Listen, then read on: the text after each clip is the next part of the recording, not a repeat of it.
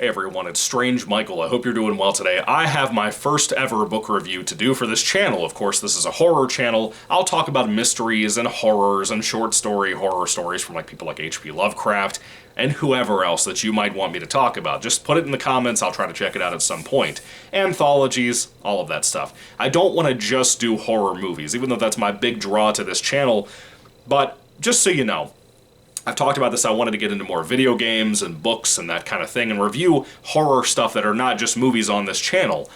And I already did Silent Hill 2, the video game, for the channel, for video game content. That was the first one I did for a game that I loved deeply, and I wanted to make the first book review I did for this channel from an author, about a book an author put out that I love quite a bit as well. I feel like an odd man out on this particular fellow.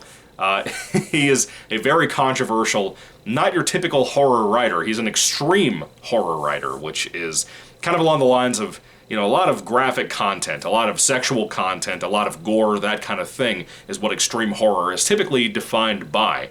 Now for me, this is a book I started last year, and I'll be honest with you, I kept putting it off, and then around Christmas time I watch a lot of movies, around Halloween time I watch a lot of movies, and then I got sick in January, and I've just been out of it, and I've been doing so many other things, reviewing, for example, the recent marathons I've been doing, like Evil Dead, or like Scream. I talked about the TV show seasons this year, before I did the Evil Dead reviews. Now, I went ahead and I had today off, by the way, because it's Good Friday, which happy Good Friday, Jesus loves you, just in case you didn't know. So, here I am talking about a horrible book involving blood and guts and gore and rape. Yes, because the author I'm talking about, by the way, is a very controversial one, as I mentioned, named Richard Lehman. I love Richard Lehman books. I've loved him since I was in high school. In about 2010,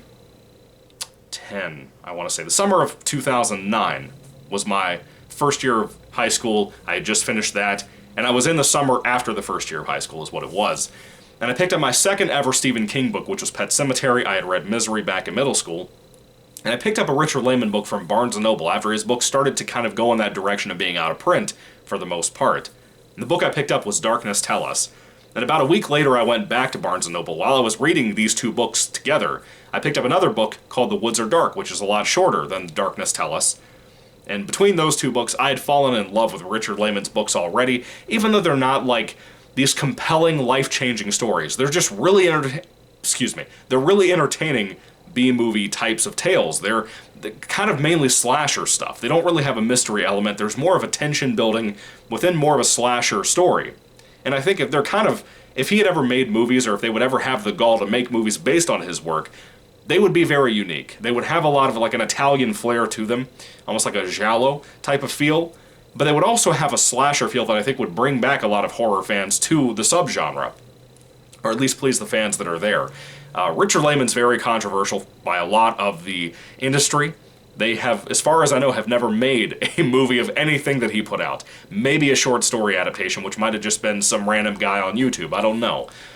But it's kind of a shame, because he has some really notable works, and some that are notable that I don't like The Cellar. I think The Cellar sucks ass, but I haven't read it in like 10 years. I've read a lot of his books. I've probably read closer to 12 or 13 of his books, maybe even 15 at this point.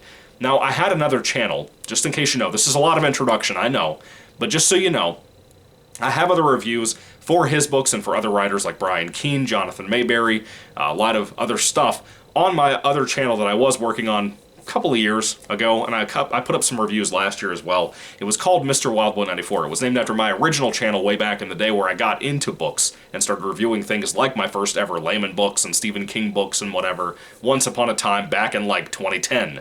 It's been a long time since I did that channel, but those videos are gone. The newer ones, as I said, for the last 2 years when Rachel and I, my wife, used to live in the old apartment we were in. So you can find a lot of videos from that channel focused on that environment. It's a little messy, a little sloppy, but I tried. And I think it's just better to avoid that channel, just kind of bring everything to this channel because I want to make all of my horror stuff here. Maybe I'll talk about a comic book every once in a while for like Spider-Man or something, I don't know, but I doubt it. Mainly just going to be focusing on horror content. Video games, movies, books, whatever, But for now, that's what I wanted to cover for you guys. So if you have some other interest in some of my opinions on some other Richard Lehman books, particularly my personal favorite is Island from Richard Lehman. I think it's a fantastic read. You can go to the Mr. Wildboy 94 channel and check out those reviews there. But again, all of my reviews will typically be here from now on about horror books and horror-themed books and whatever. Anyway, after all that introduction, please forgive me. The book I'm talking about is Night in the Lonesome October. This is one I've heard a lot about. Apparently it's a kind of a departure, according to a lot of people, from what Lehman typically was doing in his work. Very similar to what I hear about another book I own but have not read yet from him that I've owned for like 10 years, called The Traveling Vampire Show. I had a friend of mine, Monster Blood, on his YouTube channel talk about how much he hated that book, so I'm sorry, man. I recommended Lehman to him constantly, dude. I felt bad that he'd ended up not being a fan, but Lehman is somebody that I've been interested in so long because of the slasher elements, because of the kind of gore nature of his books, the thriller nature of his books more than anything. Very rarely do you get a Lehman book that has supernatural elements. And to me, that can be more frightening. Even though I don't think his books are typically scary. They can be tense, but not so much scary. Most of his villains are kind of just humans being evil and doing horrible things. Like I said, it's extreme horror, there's a lot of sexual content, a lot of gore. And I don't really get into his characters. That's the biggest thing, and this book keeps that as well. But I do like some here more than I like in most of his works, just so you know. If I had to say off the top of my head to start this review off, really to start it off, talking about this book, it might be my second favorite from him, but it's so different from what Lehman typically puts out that I'm going to be honest with you, out of like the 15 or so books I've read from him, it's a little bit different in the sense that I don't think a lot of fans are going to love this one, but I think it's so different in the atmosphere, the way it's told. It's kind of a non-linear, almost meandering story, that it feels like a lot of things are happening kind of in a sloppy way that end up coming together in a not so clean way either, that I don't know if it's going to be for everybody. But overall, I really enjoyed it. I think it's a good, above-average read. Has a lot of atmosphere to it. Not in a scary sense, but just in a kind of enveloping sense because of what Lehman can do with words when he really gets away from his B-movie style and really incorporates his typical writing and how well I think he can do that. Anyway, what is this book about? After all of that fucking rambling I just gave you an earful of. Well, Night in the Lonesome October follows a young man named Ed. He just got out of a really bad relationship. Well, it was good, but she's kind of a toxic bitch. You know, her name was Holly. She broke his heart. And she has a sorority sister named Eileen that kind of meets up with our main character, Ed, and kind of tries to mend things with him, make him feel better. She starts to have a thing for him as well. And a lot of this happens very early on in like the first couple of chapters of the book, just so you know. By the way, the book is 346 pages long. It flies by. Really fast-paced read, too. Even if it is, like I said, a little sloppy, but it flies by. Eileen is kind of becoming the focus of Ed's life. Even though he's in college, he has an apartment, whatever, he has his life that he's going through. He just wants a girl to love him, and he wants to love them back. And after that first breakup with Holly, before he really starts getting involved with Eileen, he kind of just starts taking walks at nighttime in the October fall air, you know, and there's a certain distinct smell and feel that October has that Lehman's able to capture here in such a beautiful way, man. It really feels, again, in the writing style, in the way things are written in this book, which is very un-Lehman-like, even though I think he's a good writer. I've never seen him do this before in my experience with him, aside from the environment of the island on that book, Island, I talked about, my personal favorite. This book is so well done when it comes to the feeling and the aromas that he's describing to us for October, and I really love that about it. I think it really comes to life in that environment. And at nighttime, as Ed walks around his city to go to a donut shop pretty much every night, because he just likes donuts. He just eats donuts constantly. It's like, oh, that's the only meal he can really just get. I don't know if it's an affordable thing or what, but that's what he does. And he'll take these walks at night, and he kind of encounters creepy people, one in particular being an old lady on a bicycle. He calls the bicycle hag or whatever. Really spooky imagery. Reminds me of that one John Carpenter movie. I can't remember what it is. Might be The Mountains of Madness or something. Reminds me of that, but I haven't seen that film. I just saw clips from Red Letter Media once upon a time. If it's the movie I'm thinking of, you probably know what I'm referring to about this old man on a bicycle. Reminds me of that imagery. Maybe that's where Lehman got it from. I don't know. But anyway, he goes to this donut shop pretty frequently, and eventually there's a guy named Randy that kind of meets up with him, tries to introduce himself, has an interest in Eileen that he saw come with Ed to this particular donut shop at some point. And Randy turns out to be a piece of shit. He tries to beat up and basically kidnap, and God knows what else, to poor Ed. And Ed manages to escape, and he's kind of, for the rest of the book, as he wanders around at night, eventually he meets another girl named Casey. He wanders around with her quite a bit, too. That's another story I'll get to in a moment. But as they wander around, they're kind of paranoid because of what Ed dealt with Randy. And he's kind of nervous about this guy being local and whether he'll come after Ed at some point. It's kind of spooky in that regard. It has a lot of an atmosphere focused around that, mixed with that October stuff, and it really fits, I think, and makes this book get that tension I talked about. Again, it's a little sloppy, but it's kind of a tense book, and I enjoyed that about it, even though it took me forever to read this since I started it last year, and got sick and everything like I said, so whatever. But the Casey, the other girl I talked about, Ed kind of gets in a love triangle that Eileen doesn't know about Casey, but Casey knows about Eileen, and Casey likes Ed as well. He actually follows her like a freaking creep at nighttime as he finds her for like the first time ever just kind of wandering down the street, and he tries to track her and follow her around, and he can't really figure out where does this chick live. I know it sounds creepy, but Ed means well. He's just obsessed with this girl, Casey. That's the only name he can get out of her, to know her by. He thinks she's absolutely the most beautiful woman he's ever seen, and he becomes obsessed. He begins to go out at night, not only to go for donuts at the donut shop, but to go looking around for her on the street as well. Not to harm her, not to hurt her, just to creep around. Because Ed is not the best character ever. Let me be honest with you, a lot of Layman characters, as I said earlier in the review, they're not the greatest. A lot of protagonists can be pieces of shit. A lot of them can be total perverts. Ed is not so much a pervert as he is a creep. That's the difference. That's a big difference in my opinion. If you've read Layman books before, you probably know where I'm coming from about that. And Ed is fairly a good guy. It's just the creepiness, wandering around at nighttime, wandering around following this chick, Casey, that he becomes obsessed with. He hides from Eileen. That stuff is a little weird. It's a little weird, you know? But again, he's a little bit more paranoid about the Randy thing. He's worried about seeing that truck come flying down the street or something that could come after him. He's a little nervous about all of that. Now, if it sounds at this point like there's really not a story, it's because there kind of isn't. Again, I said earlier, it's kind of a meandering book. There's not a whole lot happening in here with plot. There's not a whole lot happening outside of character drama and relationship drama of a love triangle that one character doesn't even know she's stuck in, you know? There's also another side character in here who's a total piece of shit. I can't stand this guy. His name is Kirkus. He's a British guy, and he's gay. But the way this guy acts, he's supposed to be an asshole. The way he's written, the way he acts as a person, he is just truly, truly obnoxious. I fucking hate this character, I'll be honest with you. It almost ruins the book every time Kirkus shows up for me personally. But, you know, he has his moments, I guess, where he can be tolerable, I guess. I like Ed a whole lot. I like Casey. I like Eileen, even. And Randy is the villain. You're supposed to hate him, even though he's barely in the book. But Kirkus is like the one that I feel like by the end of the book you're supposed to like him more.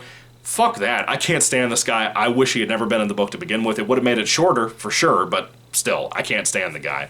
There is this really horrific scene involving a bridge at nighttime that Eileen and Ed end up at one point. And I will tell you, that scene is something I thought would be a lot more prominent in the story. I thought what happened at this bridge would be a lot more involved for the storyline and become a bigger thing in the third act. Again, I said this before, I'll say it again, it's kind of a sloppy read. It's a mess. It feels like some of the book, even though I said this is like my second favorite Layman book because of how well written it is, because of how good it mostly is, a lot of things here should have been tightened up a lot more. I don't know what it was, if it was one of Layman's later books or what, but it just doesn't feel perfect like Island did. Island felt like everything was so well and resolved by the end of that book, and this book has moments of that too. But there's so many random meandering plot lines, and again, Ed just most of the time in the book is just wandering around at nighttime looking for girls, looking for donuts, whatever. It's a little strange, but I liked it. Does that make sense? I liked the book and I enjoyed my time with it. It's not the greatest thing ever, but it's really good for a Layman book when it comes to the writing style and everything. The characters, like I said, I really like those more than typical Layman characters I typically get, even though Ed's a creep, even though Kirkus is a complete douchebag, still. I really enjoyed my time reading this. I've read about 100 pages of it since last night to finish off the book for this review here, and I'm glad I did. I'm glad I went ahead and got it out of the way here on Good Friday because of how powerful and fun this was to read. And the third act, really the final 20 pages that you could consider the third act of the story, that stuff was really fun to read. There was a lot happening there, a lot of tension. It was good. It was good. I enjoyed it. This one's a little less violent and gory than typical Layman books that I've read, which was different. Again, that's the whole thing with this book. If you're a big Layman fan, you might walk away from this kind of disappointed. If you're not a Layman fan and you have read his stuff and you don't like his stuff typically, you might read this and like it a lot more than most people would in the fan base. But it seems like this is overall a fairly well-received book in his career. You know, he passed away in 2001, so we haven't had anything from this guy in 22 years. It's been that long, dude. And I'm sad because I really like his work. I think he puts out some pretty horrific, insane shit that people didn't do back then and they don't really do now. And if they are doing it now, they're not publishing it with big companies like Leisure Fiction, who I don't even think is around anymore. Anyway, with all that being said, 346 pages of kind of meandering subplots. By the way, the book is written in first person about Ed, which was different. That's something else Island did, but that was diary entries. This is not that. This is just a story told in first person. That was kind of cool. I haven't seen that in a Layman book as far as I can remember, and I enjoyed that. I wish he would do that more often in his work. I hope there's other books out there, like maybe The Traveling Vampire Show, that maybe they did that there as well. I don't know. But anyway, when it comes to One Night in October, or Night in the Lonesome October, I cannot get this shit right. There's another title for a Layman book called One Rainy Night, and I keep confusing the two titles and mixing them together, mismatching them, whatever, mix-matching them, whatever the phrase is. Shit, I almost about to do it again. Night in the Lonesome October is a really good it's a really good read. I recommend it. It's not like an amazing read or anything, but it was good. It was above average for sure. It was something that I had a good time with, and I'm glad I read it. I'm glad I picked it up when I did, and I'm glad, again, that Layman could be the first review I do for this channel when it comes to books, because I like him and appreciate him so much, being one of my favorite horror authors out there. The pacing on his books is unmatched. I don't care who we're talking about. The closest two that I've ever read that come to the kind of pacing that Layman hits are Jonathan Mayberry and Brian Keene. Those two really nail kind of what Layman does, but nowadays, and they're kind of a little bit more supernatural stuff. But when it comes to this kind of thing, I really enjoy the kind of straightforward, no supernatural element that Layman typically wrote with. I think it works mostly better when he does that. This is a good one, but it's not your typical thing you get with him, as I said. Anyway, when it comes to Night in the Lonesome October, if I had to rate this book on a 5-star basis, I would probably stick with giving it a 4 out of 5 stars. I really liked it a lot. It's not going to be the best thing for everybody. As I said, if you've listened to this review this far, you probably know exactly how you're going to feel about the book and whether you should check it out or not. It's a quick read, really enjoyable read. If it sounds like the kind of book for you, I think you'll like it a lot. If it doesn't sound like your kind of book, or you don't like Layman, it could be up in the air. So anyway, have you read Night in the Lonesome October? What did you think about this book? I would love to hear your thoughts and comments down in the comment section down below. Thank you all for watching, guys. And again, I will come back with maybe some H.P. Lovecraft short story reviews, or something else here soon. I'm kind of more in a video game mood right now. I'm currently playing the Callisto Protocol, so hopefully I'll have a review out for that here soon too. I'm also watching Ash vs. Evil Dead Season 3 right now, so I'll have a review up for that pretty soon too. I assume in the next couple of days, God willing. But anyway, thank you guys for watching. Let me know your thoughts and comments down in the comment section down below about Richard Layman, about Night in the Lonesome October, about his career, what you think about his work, people that are similar to him that maybe I don't know about, or just books in general you might want me to review in the coming future. Let me know all that down below too. I don't know what I'm going to start next. I have an idea for a short story collection I've had behind me forever on this shelf for like 2 years now, and I just haven't gotten around to it. So I'll probably pick that up next, but we'll see what happens. Anyway, thank you all for watching, guys. Again, God bless you guys. Happy Easter, and goodbye.